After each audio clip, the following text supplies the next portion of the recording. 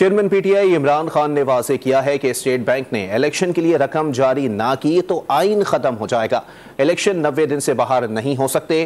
فواد چودھری نے فنڈز کی عدم ادائیگی پر وزیر اعظم اور کابینہ کے خلاف توہین عدالت کی کارروائی کا مطالبہ کر دیا۔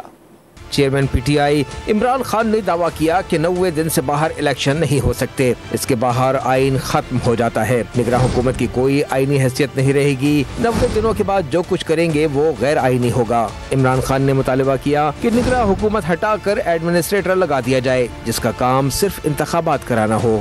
عمران خان نے الزام لگایا کہ نگراں حکومت تحریک انصاف کو دیوار سے لگانے اور نواز شریف کے کیسز ختم کرنے کے ایجنڈے پر چل رہی ہے۔ پی ٹی آئی کے سینئر رہنما فواد چودھری نے کہا کہ سپریم کورٹ کے فیصلے کے بعد اسٹیٹ بینک کا ابھی تک فنڈز جاری نہ کرنا حکم عدولی ہے۔ سپریم کورٹ وزیر اعظم اور کابینہ کے خلاف توہین عدالت کی کارروائی شروع کرے۔ انہوں نے کہا کہ اسٹیبلشمنٹ کے سہارے پر قائم ہونے والی حکومت سے مذاکرات کا کوئی فائدہ نہیں۔ فواد چودھری نے خبردار کیا کہ سپریم کورٹ کے حکم کے مطابق 14 مئی کو انتخابات نہ ہوئے تو سڑکوں پر دھما دم مست قلندر ہوگا۔